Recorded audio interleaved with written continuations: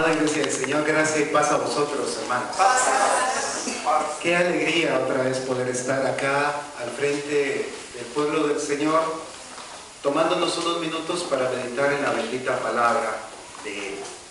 Yo quiero invitarle a que abra el Evangelio de Mateo, lo que conocemos como el Evangelio de Mateo, en su capítulo 14, porque es de ahí de donde vamos a extraer en esta oportunidad una enseñanza para todos los que estamos bajo este techo. Repito, Mateo capítulo número 14,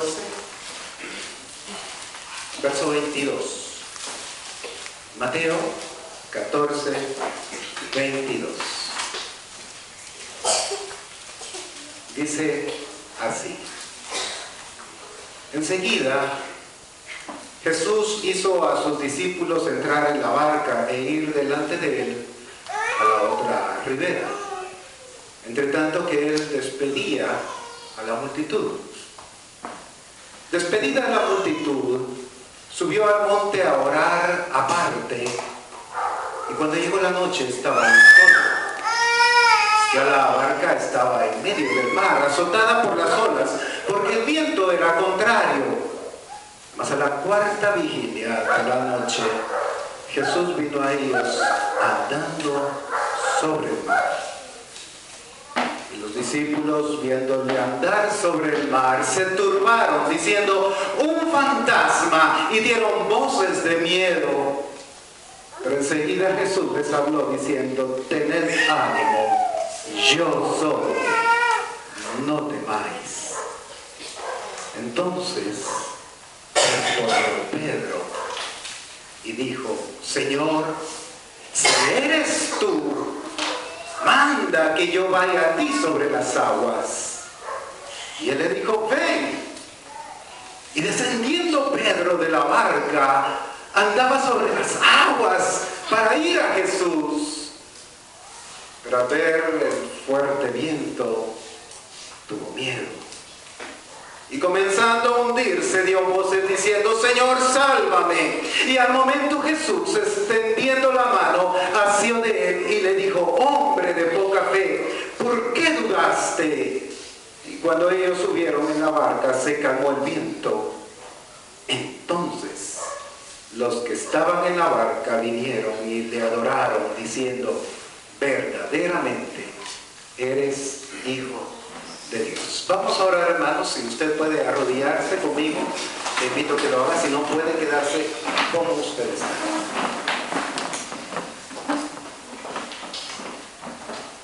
Amoroso y bendito Padre, gracias te damos por tu palabra, porque tu palabra, Señor, nos fortalece día con día. La leemos una y otra vez, y podemos de ella sacar cuánto tesoro, Señor, tú decidiste poner en ella. Lamentamos que algunos hombres y mujeres no quieran escuchar tu palabra, pero he aquí hoy, Señor, en el inicio de tu día santo, tu pueblo que anhela escuchar tu voz. Seas tú quien nos hables. Es lo que te pedimos por Cristo Jesús. Amén y amén. Pueden sentarse, hermanos.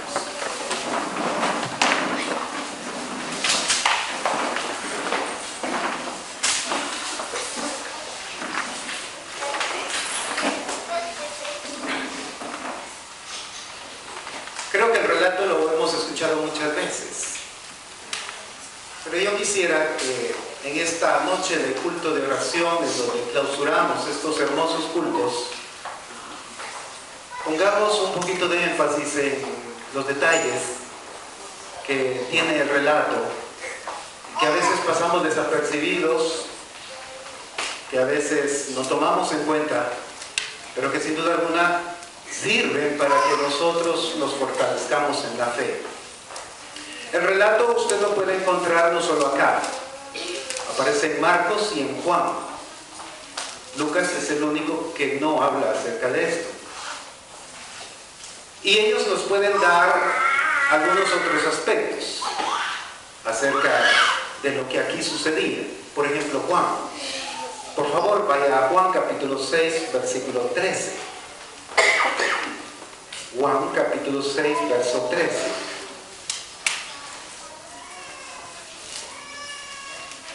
Dice así en mi versión. Juan capítulo 6, versos 13 al 15. Un poquito atrás, voy acá en el relato de Juan. Recogieron pues y llenaron 12 cestas de pedazos de los 5 panes de cebada que sobraron a los que habían comido. Aquellos hombres entonces, viendo la señal que Jesús había hecho, entre paréntesis la alimentación de 5,000 personas, dijeron: este verdaderamente es el profeta que había de venir al mundo. Verso 15. Pero entendiendo Jesús que iban a venir para apoderarse de él y hacerle rey, volvió a retirarse al monte él solo. Por lo que podemos leer acá, las personas que vieron aquel milagro de algunos panecillos, algunos peces, brindados a 5,000 varones, sin contar mujeres y niños, ellos pensaron que Jesús era un profeta. De hecho, los discípulos también creían así, o por lo menos muchos de ellos. Mateo 16, 16. Mateo 16, 16. Si usted no me puede seguir, no tenga pena, yo se lo leo. Vamos un poco más atrás, verso 14. Un poco más atrás todavía, verso 13. Viniendo Jesús de la región de Cesarea, preguntó a sus discípulos, tomen en cuenta que ahora son los discípulos, diciendo: ¿quién dicen los hombres que es el Hijo del Hombre? Y ellos dijeron: pues bueno, unos Juan el Bautista, otros Elías, otros Jeremías, o alguno de los que dice ahí, profetas. Aún dentro del círculo de los discípulos, ellos creían que Jesús era un profeta más. De hecho, la parte final dice: o uno de los profetas. Pero Jesús era simplemente un profeta, hermano. O era el Hijo verdadero de Dios. Sin embargo, la posición de la gente era: bueno, nos dio de comer a 5,000 con algunos panes, con algunos peces. Es un profeta. Viene Jesús y le pregunta a sus discípulos, y ellos también dicen: es un profeta. Así que Jesús, según el relato de Juan, cuando se da cuenta de eso y que lo iban a poner por rey, va y se va al monte. ¿A qué va al monte, hermanos? Jesús tenía varios episodios de esos en su vida. Eran momentos trascendentales que él tomaba a veces mucho tiempo para orar, así como lo hacemos en los cultos de oración. Por ejemplo, cuando eligió a sus discípulos, Lucas capítulo número 6. Por acá cerquita estábamos hace unos minutos, pero por favor regrese al capítulo 6 de Lucas, versos 12 y 13. Lucas 6, 12 y 13. En aquellos días, él, hablando de Jesús, fue al monte a orar y pasó la noche orando a Dios. ¿Y por qué lo haría? Verso 13. Y cuando era de día, llamó a sus discípulos y escogió a 12 de ellos, a los cuales también llamó apóstoles. Así que iba a suceder algo trascendental. Iba a haber una elección. 12 personas escogidas dentro de los discípulos para ser llamados apóstoles. Jesús entonces se va al monte y ora.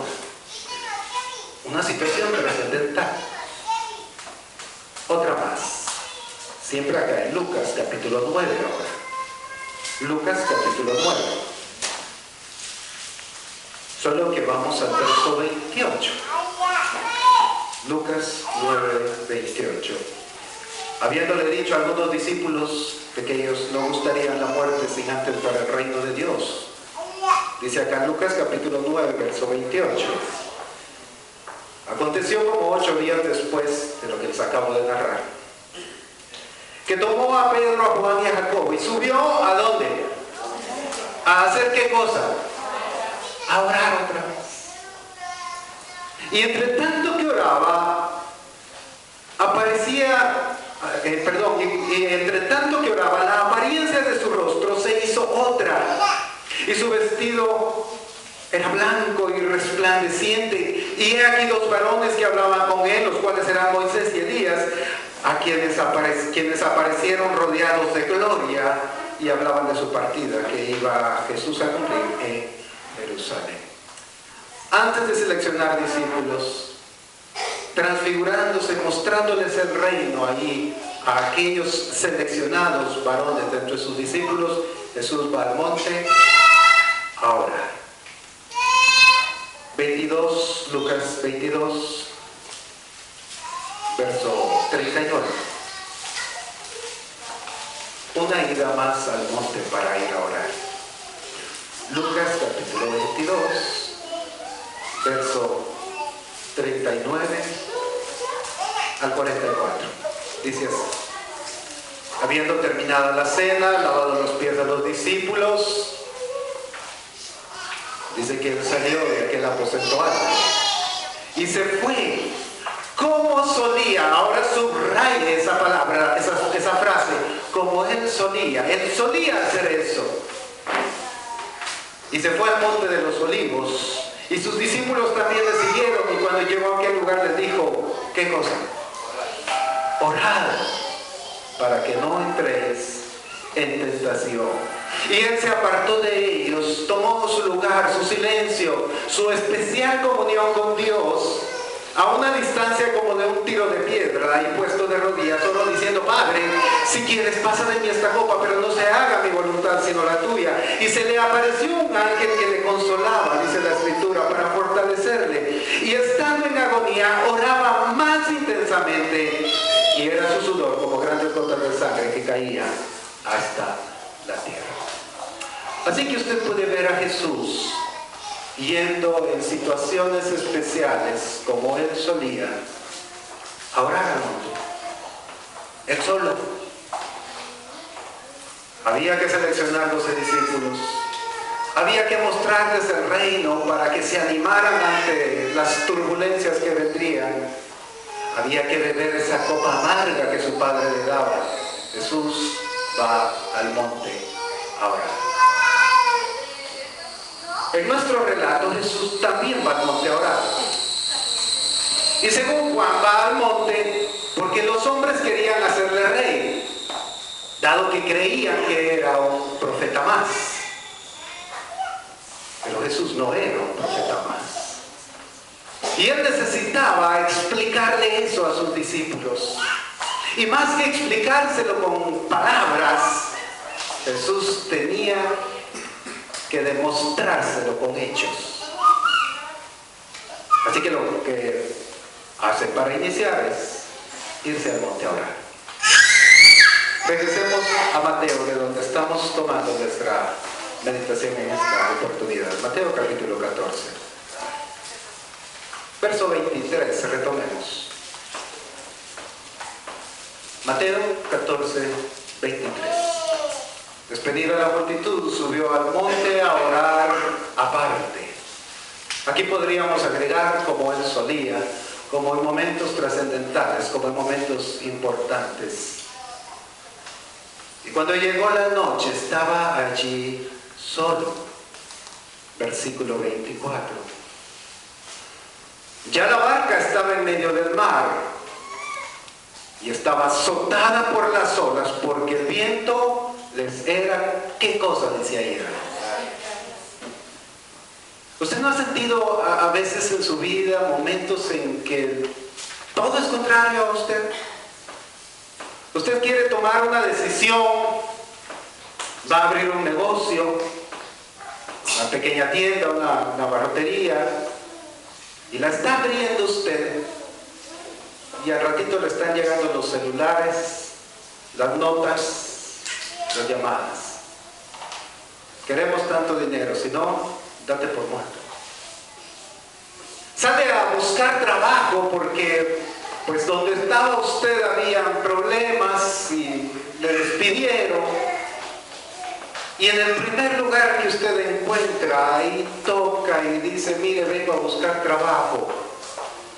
Le dan trabajo y a los 2 o 3 días tiene 5 enemigos por el sábado. ¿No le ha pasado? Su mismo jefe le dice a usted, mire, se queda aquí, pero el sábado definitivamente no se lo da. Vientos contrarios. El mar de Galilea tiene aproximadamente, en la dirección que ellos iban, de donde salieron, de Tiberias hacia donde iban, Betsaida, aproximadamente 11 kilómetros en esa dirección. En otras direcciones es más largo. Ellos habían abordado el barco y no habían llegado pero ni a la mitad cuando Jesús les aparece caminando.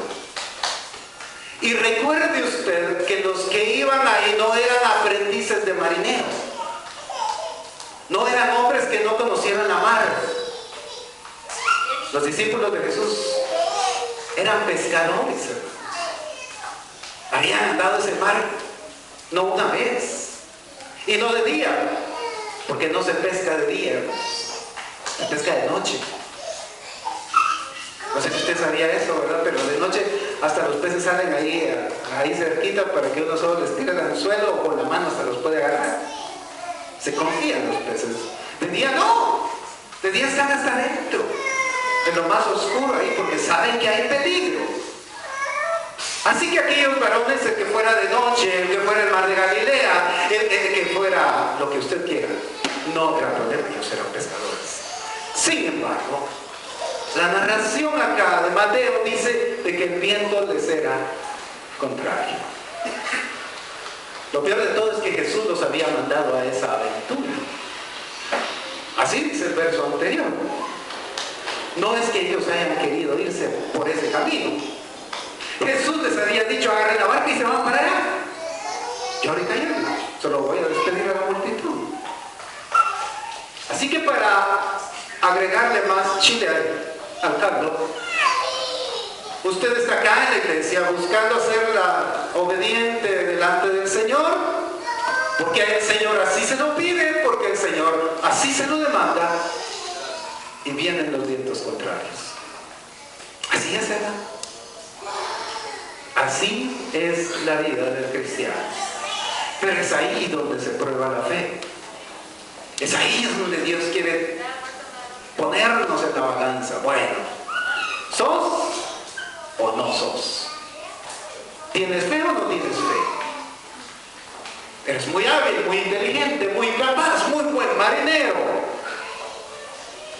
Pero delante de Dios no eres nada. No habían llegado pero ni a la mitad del lago, hermanos. Aproximadamente habían remado unos 5,5 kilómetros, según los otros evangelistas. Ya no habían llegado ni a la mitad del lago. Cosa que sin duda alguna para ellos en aguas calmas hubiera sido algo muy simple, muy fácil. Dice acá el Salmo 91:5. Por favor, vaya a los salmos. Salmo 91, verso 5, hablando de la noche, lo siguiente. Recuérdense, era ya de noche y ellos iban en aquella oscuridad hacia el otro lado del lago. Salmo 31:5. No temerás del terror. ¿Qué dice ahí? ¿A usted no le da miedo la noche? O sea, si usted se va, por ejemplo, no sé a dónde, a la costa, y ahí está metido entre aquellos cañares y solo se ve el aire que menea así la caña, ¿verdad? Y la oscuridad, no hay ni luna. ¿Qué siente usted? Miedo. ¿Qué me va a pasar aquí? Voy a dar gritos y nadie me va a escuchar. Mire, yo tuve una triste experiencia precisamente en la costa. en la costa sur. Veníamos en un vehículo, tuvimos un accidente. Eran aquellas rectas, hermanos, de Tiquizate, y ni un alma, hermanos. Y aquellas personas que estaban mal heridas, gimiendo ahí, hermanos, en aquella oscuridad. Terror nocturno. Bendito sea el Señor, todo se resolvió bien, a pesar de que era de noche, estaba oscuro y daba miedo estar ahí, hermanos. Salmo 107, acá mismo, hablando de la noche. Salmo 107, verso 10. Dice así: algunos moraban en tinieblas y sombra de muerte, aprisionados en aflicción y en hierros. Sombra de muerte. Y es que en la oscuridad se miran sombras. ¿Qué fue eso? A saber. Hombre, animal, fantasma, dirían los discípulos. ¿Qué es eso? Sombras de muerte. Aquellos discípulos estaban en la oscuridad, de noche, en medio de un lago que les era contrario. El mar, aquí mismo, solo que ahora regresemos al Salmo 69, por favor. Hablemos del agua. Este salmo es maravilloso para hablar acerca de eso, Salmo 69. Versos 1 y 2 nada más, tal vez el 15 también. Salmo 69. Sálvame, oh Dios. Escuche usted la voz de David. Sálvame, oh Dios, porque las aguas han entrado hasta el alma. Estoy hundido en el cielo profundo, donde no puedo hacer pie. He venido a abismos de aguas y la corriente me ha anegado. Verso 15. No me anegue la corriente de aguas, ni me trague el abismo, ni el pozo cierre sobre mí su boca. A ver, ¿cuántos saben nadar de los que están aquí? ¿Cuántos saben nadar? Así bien nadado. Así que los vamos a agarrar ahorita y los a tirar por allá por donde están las boyas, allá en la costa. Solo el hermano pastor. Medio nadar, hermano Saturnino también. Medio nadar en una piscina. En una piscina, medio nadar en una piscina. Ahí sí ya vemos más, ¿verdad? Y todavía así con un poco de miedo, ¿verdad? ¿Y cuántos no saben nadar? A ver, definitivamente. Imagínese que usted hubiera sido discípulo de Jesús y el agua ahí va para adentro y la barca cada vez más llena de agua. ¿No sentiría usted la muerte? Así como dice acá el salmista, me estoy hundiendo y no hay dónde poner pie. Porque ahí no se puede poner los pies en nada, hermanos. Eso era lo que él sentía. Él decía, sálvame, Dios, porque las aguas han entrado hasta el alma. Estoy hundido en el cielo profundo donde no puedo hacer pie. He venido a abismos de aguas y la corriente me ha negado. En el final del verso 15, como que me hubiera metido en un pozo, en un abismo, en un hoyo. Sin duda alguna, hermanos, aunque fueran buenos marineros, aquellos discípulos que iban en la barca, el agua siempre genera cierto temor. No digamos los que no eran marineros. Mateo, por ejemplo, no era marinero. No sé si sabía nadar o no. Él era publicano. Y así algunos otros. Aunque habían hombres diestros y que sin duda alguna sabían nadar, habían otros que no. Y estaban ahí en aquella situación nocturna con vientos contrarios. La tempestad. Regresemos al Salmo 107. Salmo 107.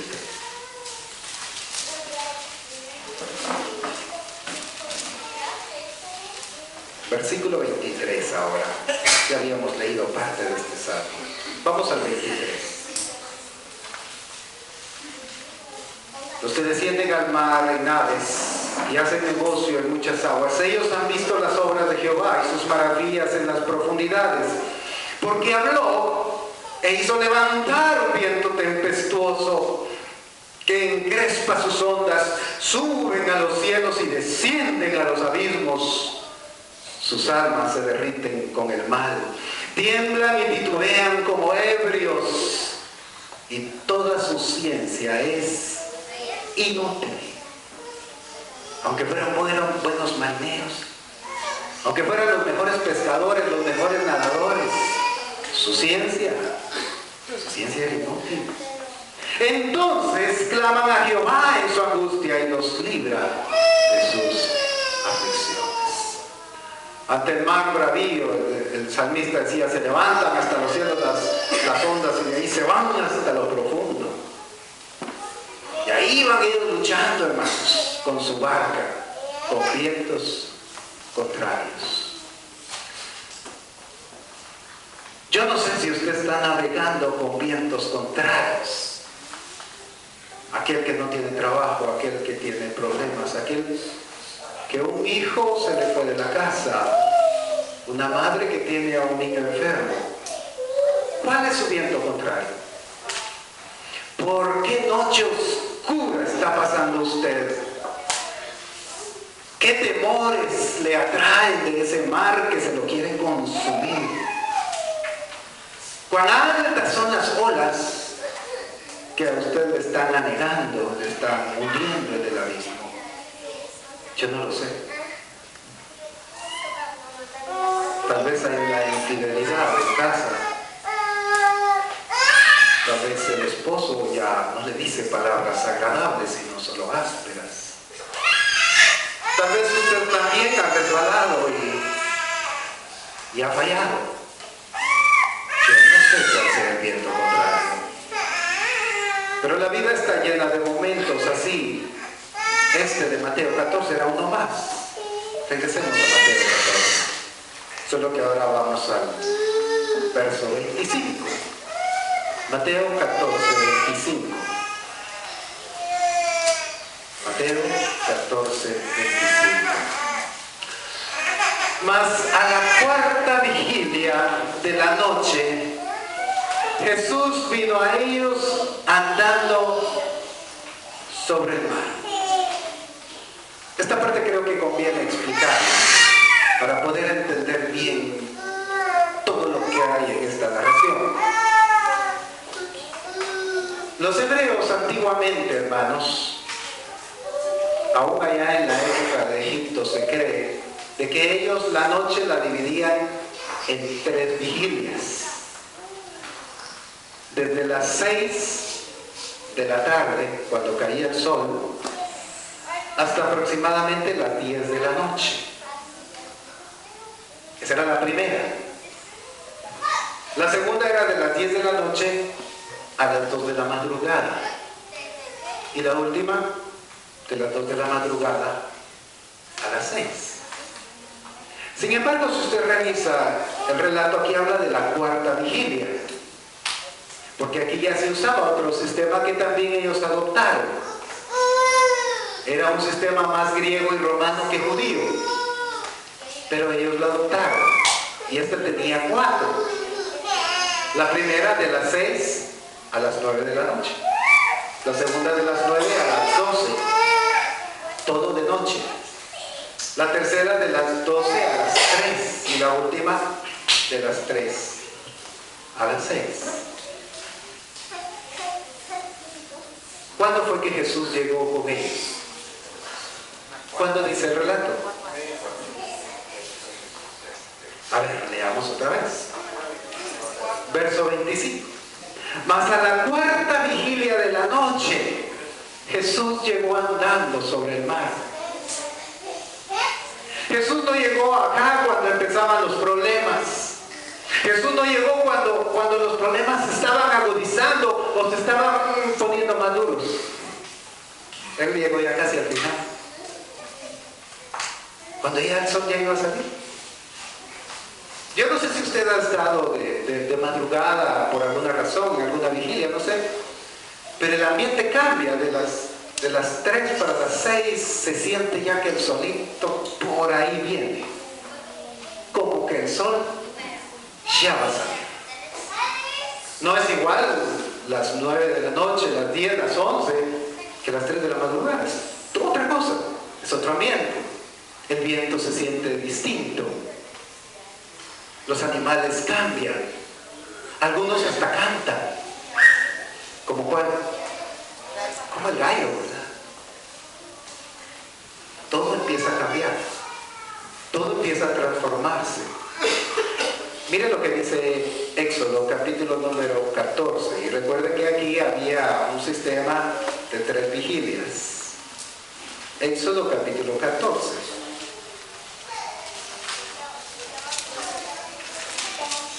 Versículo 24, por favor, hermanos. Éxodo 14, 24. Dice así. Aconteció, aquí viene narrando el paso del pueblo de Israel por el Mar Rojo. Ya pasaron los israelitas y atrás vienen osadamente los egipcios con sus carros en medio del Mar Rojo. Verso 24. Aconteció a la vigilia de la mañana, o sea, a esta hora. Lo hago en el de arriba porque eran 3 vigilias, entre las 2 y las 6 de la mañana. Pues aconteció que a la vigilia de la mañana, que Jehová miró el campamento de los egipcios desde la columna de fuego y nube, y trastornó el campamento de los egipcios. Y Jehová, dice acá, quitó las ruedas de sus carros y los trastornó gravemente. Y entonces los egipcios dijeron: huyamos de delante de Israel, porque Jehová pelea por ellos contra los egipcios. Gloria a Dios, hermanos. ¿Pero a qué hora fue eso? Pues fue ya cuando iba a amanecer, hermanos. Por aquí entre las 2 y las 6. No fue antes. Antes de eso ellos venían contra el pueblo, hermanos. Venían con sus carros y, como les decía osadamente, se metieron ahí mismo donde ellos venían, ahí teniendo el mar de un lado y el mar del otro, pues ahí se metieron. Valientes, dirá alguien. Yo no lo veo así. Pero estaban ahí metidos, hermanos. Cuando a la vigilia de la mañana el Señor les quita las ruedas de sus carros. Y entonces se dan cuenta de lo que había dicho. Pero ya no hubo solución. Ahí ahogados murieron todos. Porque el mar se vino. Los trituró, los destruyó. Imagínense la fuerza de un mar, ¿verdad? Las fuerzas hidráulicas ahí los han de haber deshecho. Porque se pusieron a pelear contra Dios. Lo que quiero destacar es que era acá, así como Jesús en la cuarta vigilia. Miren lo que dice el Salmo 46. A veces decimos: hermano, yo oro, llevo al culto de oración y no sano de esta enfermedad, mi hija no regresa a la casa, no consigo trabajo, hermano, y estoy pidiéndole a Dios. Y Dios no me contesta.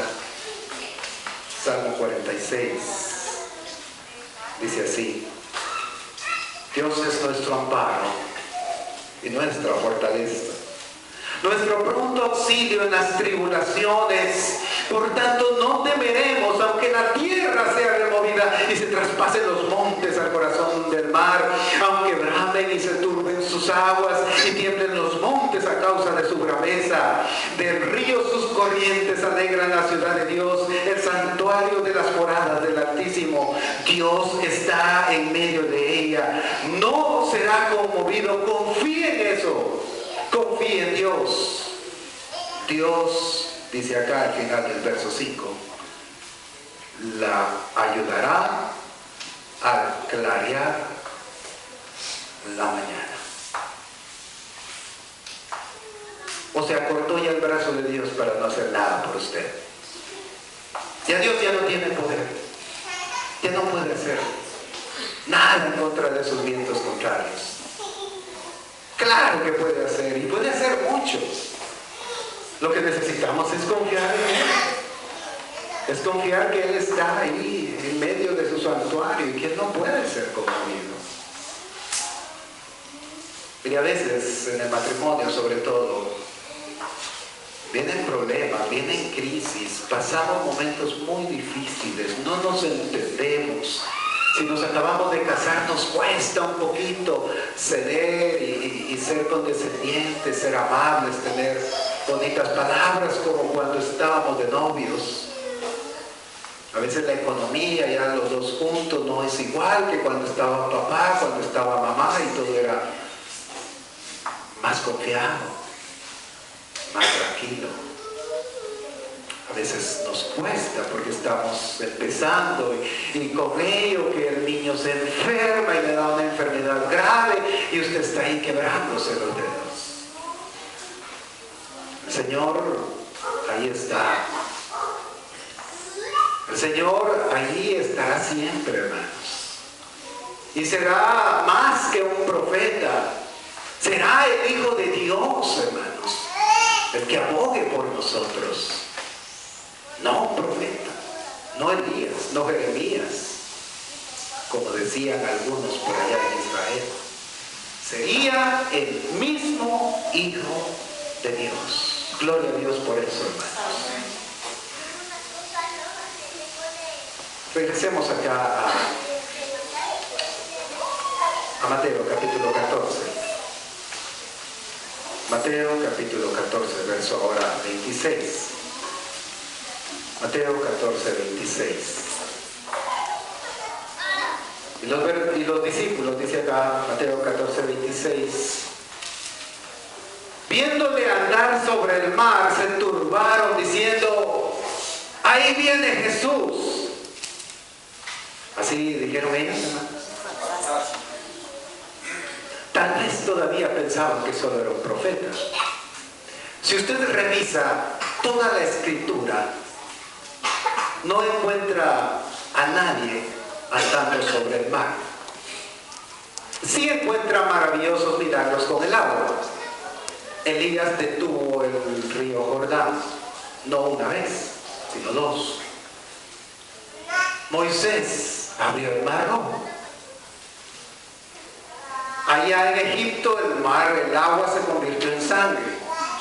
Y así podríamos seguir contando muchos milagros con agua. Pero que alguien caminara sobre el mar. Nunca. Mire, de hecho, algunos, yo no creo así, algunos creen que esto es una leyenda, que esto es mitología, que esto es una historieta y que es tomada de los budistas. Porque los budistas sí tienen una leyenda así. La diferencia entre una leyenda y la historia es que la leyenda es eso, una leyenda, un cuento, algo muy bonito, muy inspirador si usted quiere, como dicen ellos, pero que no pasó. Algunos creen de que el escritor Mateo, o quien haya sido, adaptó la creencia budista que tiene miles de años, dicen ellos, la trajo a la Biblia y la puso ahí porque se veía muy bonito ver a un ser caminando sobre el mar. Porque si usted revisa la Biblia no encuentra otro dato igual. Búsquenlo. No hay. Y menos de que también Pedro caminara sobre el mar. Porque ahí hay dos personas caminando sobre el mar. Una era el Hijo de Dios y el otro era un intrépido discípulo de Jesús con mucha fe que también caminó sobre el mar. Así que para ellos, que lamentablemente no creo, a mi juicio, para ellos es una leyenda, una historieta, un cuento. Personalmente yo no lo creo así. Yo espero que usted tampoco. Que usted vea a Jesús caminando sobre el mar, aun cuando sus discípulos ni ellos mismos lo identifican. ¿Ellos qué creían que iba ahí? Un fantasma. ¿Ya se le aparecieron a usted alguna vez un fantasma? ¿No? ¿Nadie ha visto un fantasma? Yo sí vi un fantasma una vez. Estábamos en la casa con mi esposa, recién casados, teníamos poco tiempo y pasó así enfrente de la puerta, levitando. Lo más curioso es que se parecía a mí. O sea, era yo mismo ahí. Fue para hacerles franco, fue algo que me enchinó en aquella oportunidad. ¿Por qué pasó ahí? Yo no lo sé. ¿Qué andaba haciendo? Ahí no tenía entrada, gracias a Dios. Pero sí hay fantasmas. Sí, los fantasmas existen. Los espíritus demoníacos tienen poder también. Así que ellos pensaron que era un fantasma. Acuérdense que era de noche. Ellos estaban con la adrenalina hasta arriba porque el viento les era contrario, no habían avanzado nada. Sentían algunos que no podían nadar, probablemente que se los tragaba el agua. Y cuando ven a aquel personaje, dicen, es un fantasma. Y entonces dice que dieron voces de miedo. Otro evangelista dice que gritaron. ¿Cuántas veces ha escuchado usted gritar a un hombre de miedo? ¿Cuántas? ¿2, 3, 10 veces? ¿A una mujer de miedo? Ahí sí. Ahí sí, 100, 200, 300. Acuérdese que eran hombres rudos, hombres de mar los que iban ahí algunos. Y ellos se pusieron ahí a gritar, hermanos, cuando pensaron que era un fantasma. Pregunto, ¿creían ellos que era el Hijo de Dios o no? No, ni ellos lo creían. Por eso cuando Jesús les pregunta, les dice, bueno, dicen que eres Elías, que tal vez Jeremías, que probablemente Isaías o cualquiera otro de los profetas. Ellos no creían que Jesús fuera el Hijo bendito de Dios. Así que para eso se fue Jesús al mundo. Y para eso regresa a esas obras. Y se aparece ahí para ellos como un fantasma. Verso 27. Pero enseguida Jesús les habló diciendo, tened ánimo, yo soy. No temáis. Mire, esto de yo soy, la frase esta que Jesús dice acá, es realmente importante en una mente judía. En nuestra mente tal vez no dice mucho, no lo podemos descifrar, pero en una mente israelita, en estos discípulos judíos, que él les dijera, no temáis, yo soy, quería decir muchas cosas. Génesis capítulo 15, verso 1. El yo soy, llamémosle a este segmento de nuestro sermón. Génesis capítulo 15. Aquí encuentra usted a Abraham, no Abraham, sino Abraham, en una exquisita charla con Dios. Génesis 35, verso 1. ¿Ya lo tienen? Dice así. Después de estas cosas vino la palabra de Jehová a Abraham en visión, diciendo, no temas, Abraham, yo soy tu escudo, y tu galardón será sobremanera grande. Avancemos con el hijo de Abraham, Isaac, capítulo 26, verso 24. Acá mismo, todo el Génesis, 26, 24.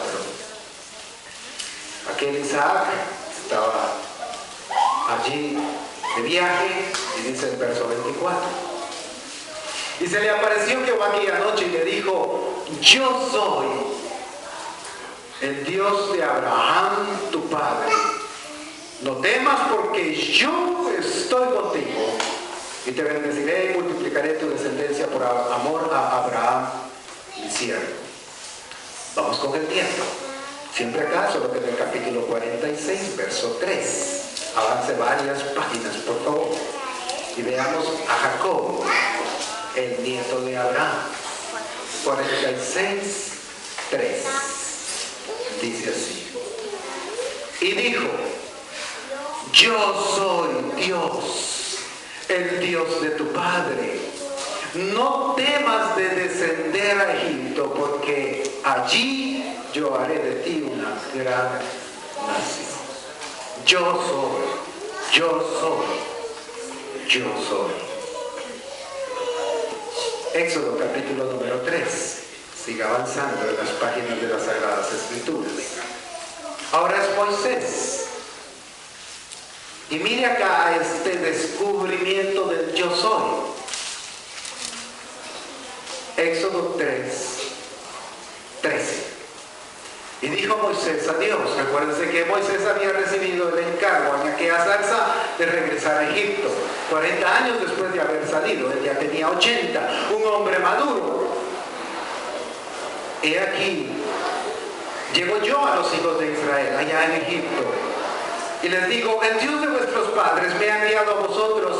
Si ellos me preguntasen, ¿cuál es su nombre?, ¿qué les voy a responder? Versículo 14. Y respondió Dios a Moisés, yo soy el que soy.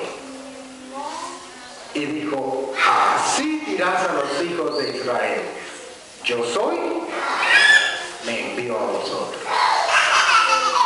Además dijo Dios a Moisés, así dirás a los hijos de Israel, Jehová, el Dios de vuestros padres, el Dios de Abraham, por eso le llevé al capítulo 15, el Dios de Isaac, el capítulo 26, el Dios de Jacob, capítulo 46, me ha enviado a vosotros. Este es mi nombre para siempre, con el que me recordarán por todos los siglos.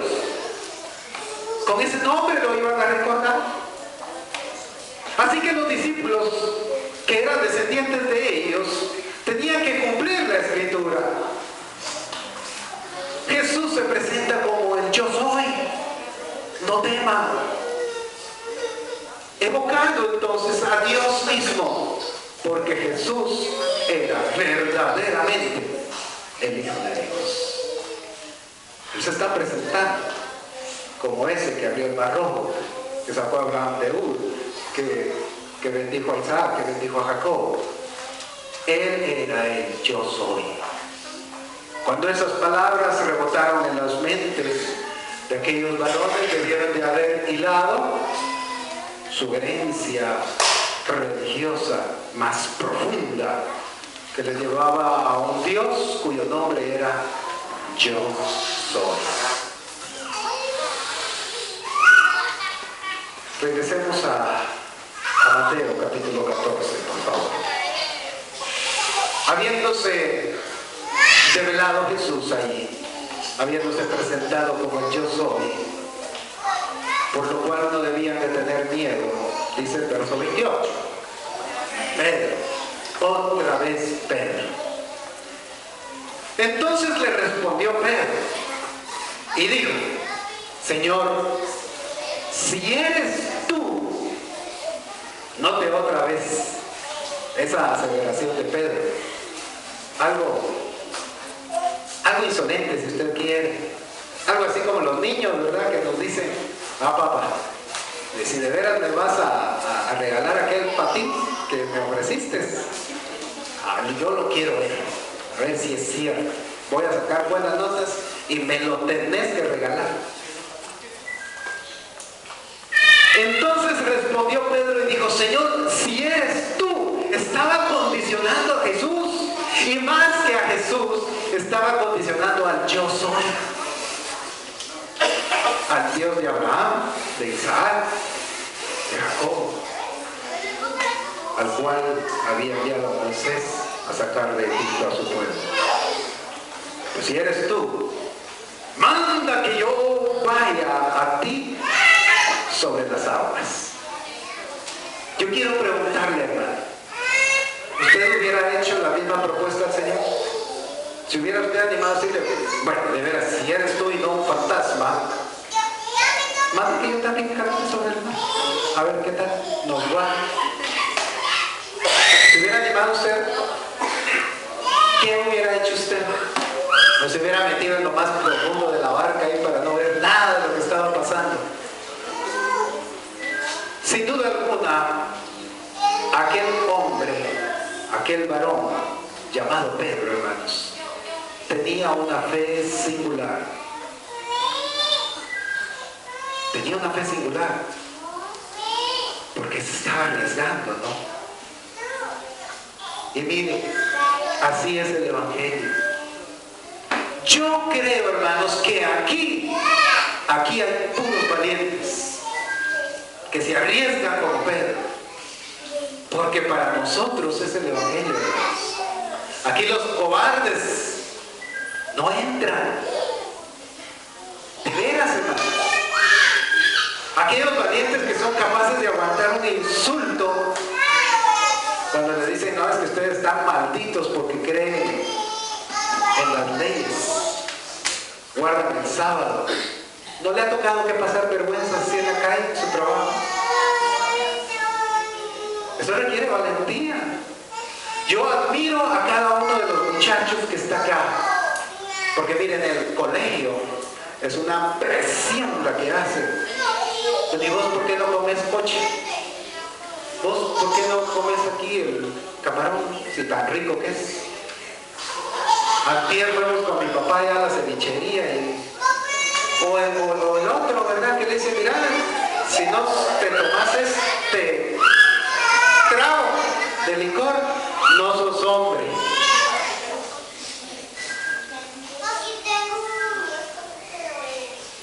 Y para uno de varón que le digan eso delante de los demás varones, y aquí hay varios varones y saben de lo que hablan, no es nomás. Es realmente una prueba, es una tentación que el otro le diga, mira, la fulana quiere con vos y ya ha pasado con todos, si no vas es porque no sos hombre, y que te espera tal día, tal hora, en tal lugar. Sí, así es, hermanos. Y aquel muchacho que ha creído en Dios valientemente dice el no, y le empiezan a tachar de que es de la otra banqueta, que es aquí, que es allá. Porque el Evangelio es de puros valientes. Ahí estaba Pedro. Así eres tú. Yo camino sobre el mar también. ¿No creen que se necesitaba valentía para eso, hermano? Claro que sí. Se requería de mucha valentía. Así como los muchachos cuando le dicen, mira, solo dale un jalón, hombre. Pero yo estudié en un lugar donde la marihuana, hermanos, andaba en los escritorios. Se la facilitaban a uno. Entraba usted al baño y cómo olía mota, hermanos. Francamente a mí me daba miedo entrar al baño, porque ya ellos volando, ¿verdad? Algunos se ponían agresivos. Vos, santurrón, ¿qué te crees? ¿Te crees más que nosotros? Así nos decían. Así que para los muchachos, yo lo sé, no es fácil. Ya para uno ya más grandecito, pues tal vez uno ya ha pasado tantas vergüenzas, ya tiene el cuero así, ya bien gruesecito, ¿verdad? Y no tiene problema con el que dirán, ni con la aceptación de masas, etcétera, que sufren los muchachos. Pedro se arriesgó y dice, bueno, si eres tú, manda que yo vaya sobre las aguas, verso 29, y entonces le dijo, ven, y descendiendo Pedro de la barca, andaba sobre las aguas para ir a Jesús, hermanos.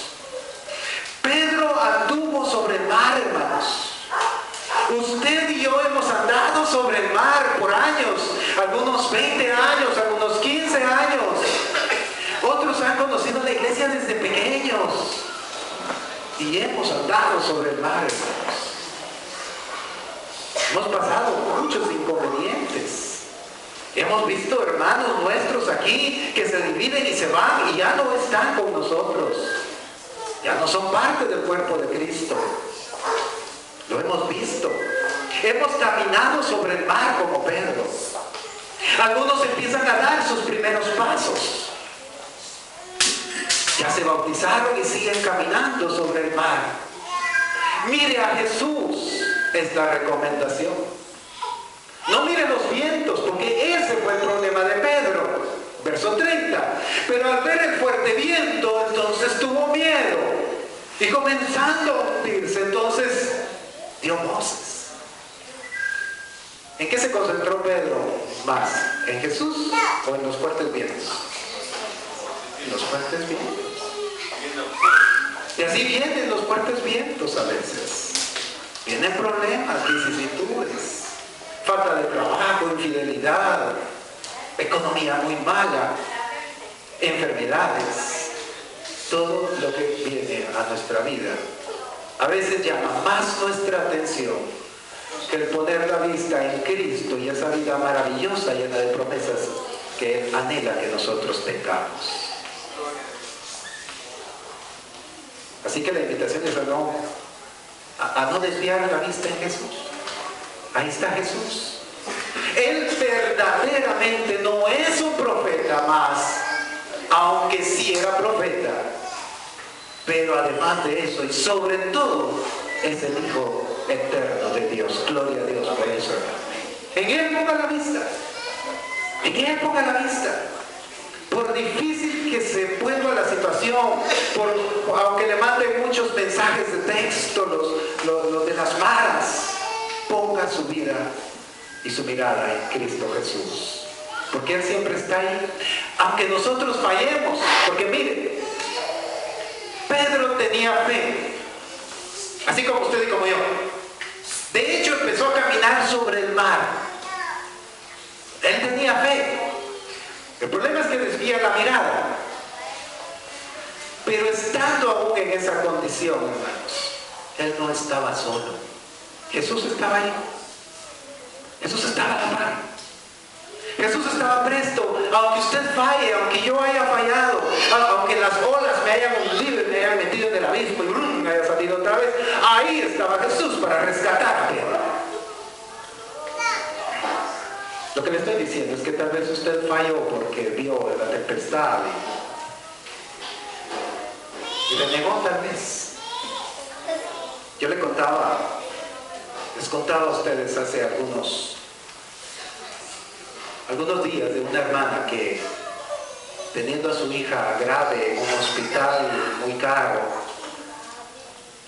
en donde le habían hecho una mala práctica a la jovencita, pues la mamá, la hermana, se desesperó, según ella me narró, le alegó a las enfermeras, le alegó al doctor, agarró el expediente que por cierto le pertenecía, que era lo que ella alegaba, para ir a consultar con otro doctor fuera, porque sentía que estaba matando a su hija en ese sanatorio. Cuando ella salió y sabiendo pues que estamos en el ministerio y me dio, yo acompañaba a otro hermano en la visita y a mí no me dejaron entrar, estaba afuera. Cuando ella salió, se puso a llorar y me dijo: mire hermano, yo he pecado porque me desesperé, hice esto, le dije al doctor aquí, le dije a la enfermera allá. Y yo le dije: hermana, Dios está ahí siempre. Dios es misericordioso. Si usted falló, hermano, Dios está ahí para tenderle la mano otra vez. Mientras hay vida, hermanos, hay esperanza. Tómese de la mano del Señor.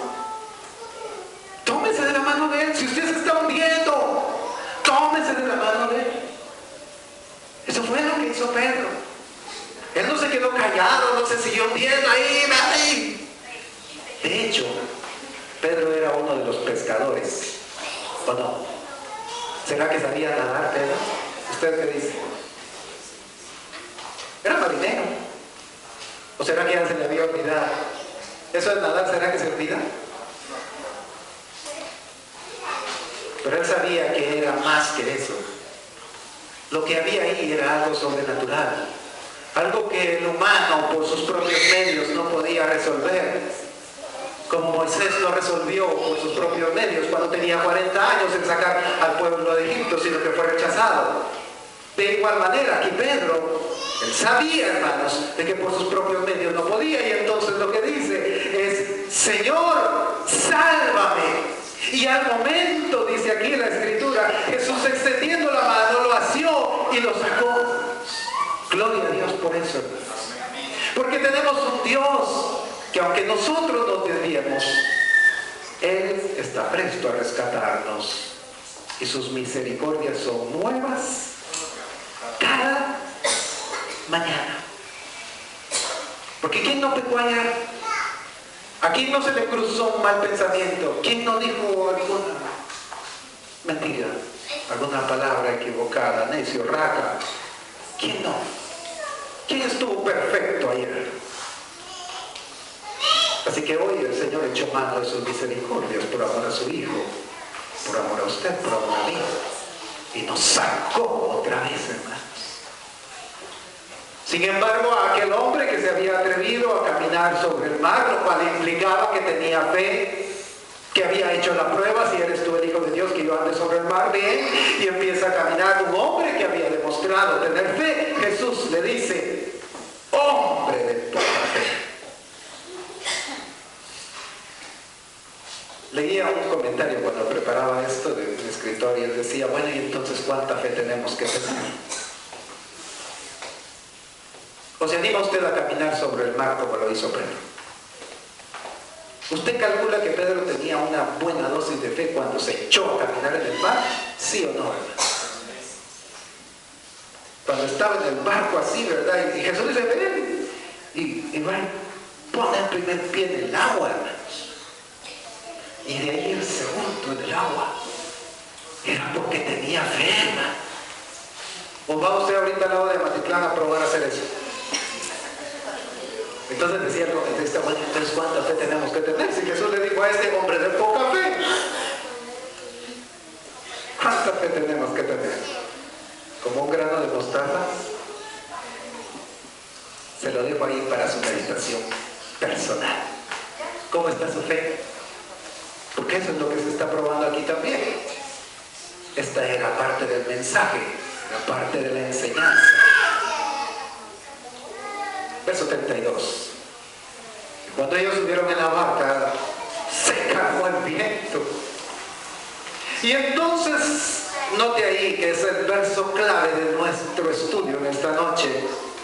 Entonces los que estaban en la barca vinieron y le adoraron. ¿A quién se adora, hermanos? ¿A un Dios o a un hombre? A un Dios, hermanos.